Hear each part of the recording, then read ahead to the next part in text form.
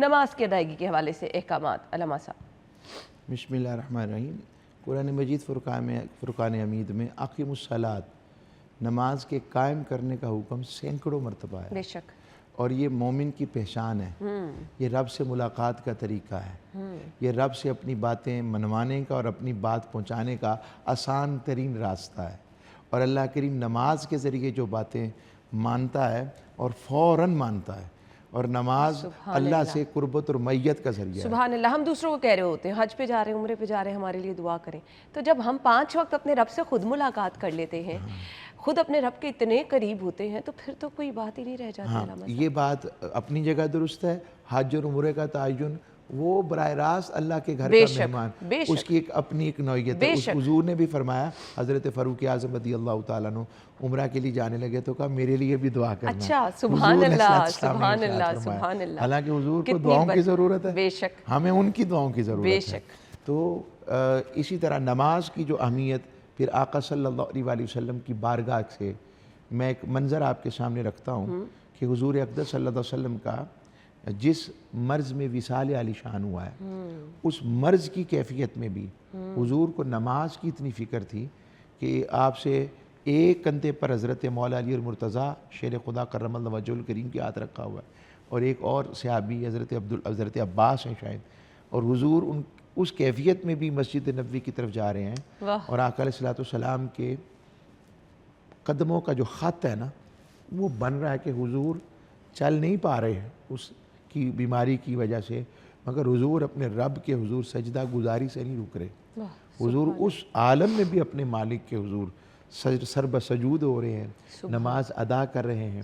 یہ اتنی بڑی بات ہے جو آج کے دور میں ہمارے لیے سورس آف انسپریشن ہے، اپنے مالک سے رابطہ قائم کرنے کے لیے اور امید کے بندھن کو اپنے مالک سے کبھی نہ ٹوٹنے کے لیے۔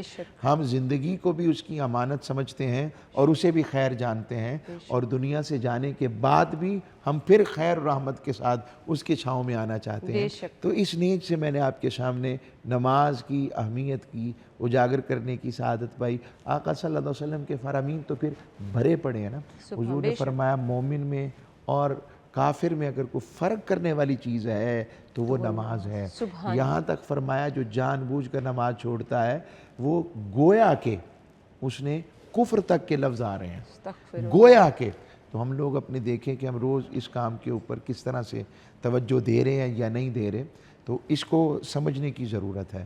یہ اللہ سے ملاقات، اور ایک تو میں جملہ کہوں گا کہ کچھ مفسرین نے یہاں تک کہا کہ جب آپ پڑھتے ہیں نا اہدنا الصراط المستقیم، اور آگے پڑھتے ہیں صراط الذین انعمت علیہم، یہ بھی، اور پھر جب آپ پڑھتے ہیں السلام علیک ایھا النبی ورحمۃ اللہ وبرکاتہ، السلام علینا تک پڑھتے ہیں التحیات میں، تو امام رازی رحمۃ اللہ علیہ اس تک گئے ہیں کہ آپ کی روح کی ملاقات بھی ان سے ہو سکتی ہے اگر آپ جتنی پیوریفیکیشن سے آپ اس کو اللہ کی بارگاہ میں پیش کرتے ہیں۔ سبحان اللہ، میرے رونگٹے کھڑے ہو رہے ہیں۔ علامہ صاحب، کن کن حالات میں، کن کن سینیریوز میں نماز کے حوالے سے معافی ہے؟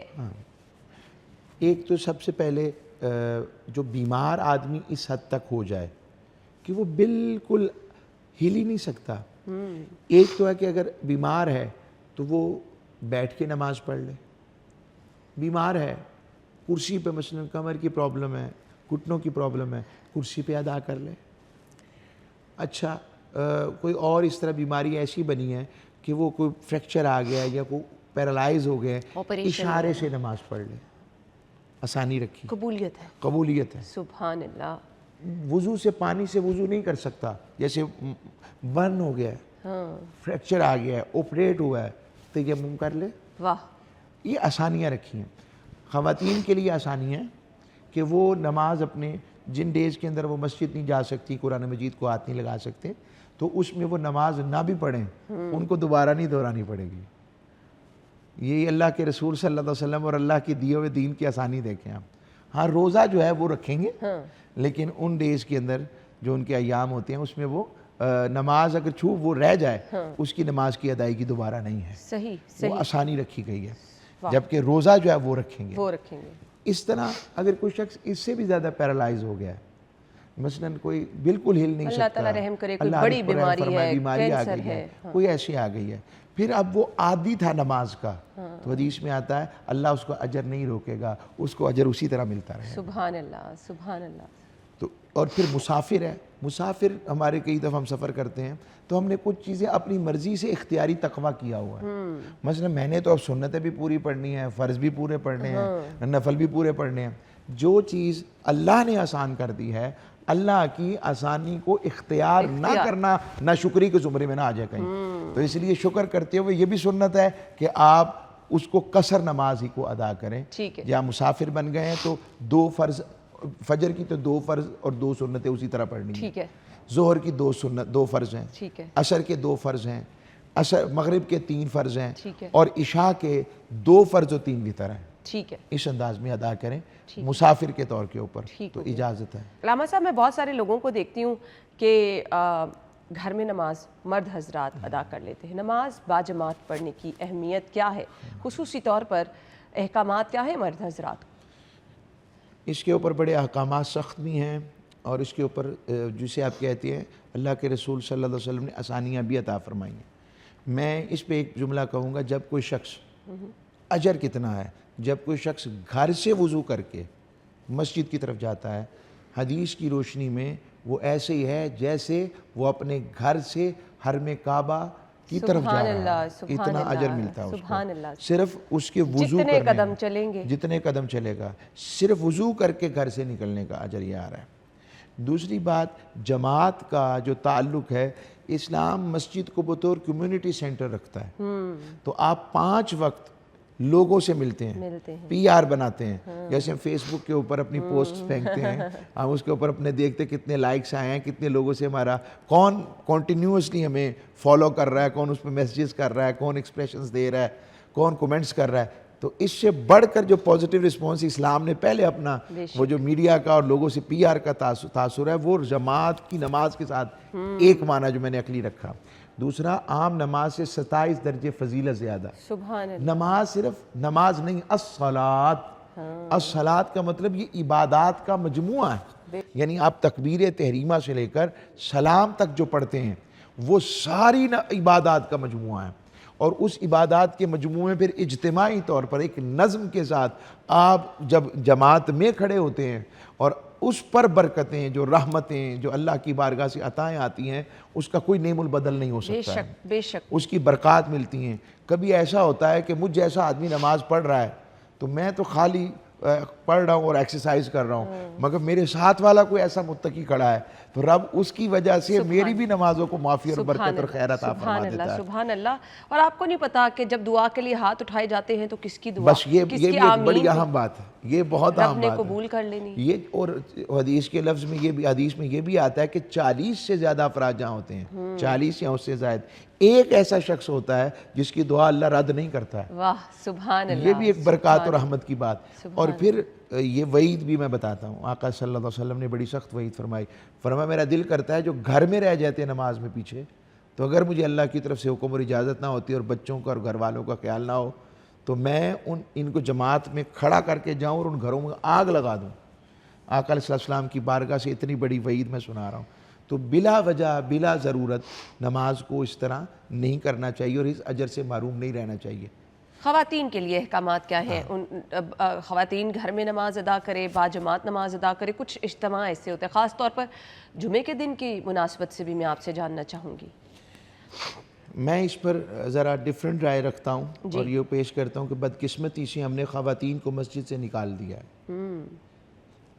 ہم ان کو دین سیکھنے کا وہ جو ایک سنیریو تھا جو مساجد کے اندر وابستہ ہونا چاہیے تھا, ہم نے ان کو نکال دیا. صحیح. ریلی سوری ٹو سے دیٹ. ہم نے مساجد میں آقا صلی اللہ علیہ وسلم کے دور میں صحابیات بھی حضور کے پیچھے نماز پڑھتی تھی. اچھا.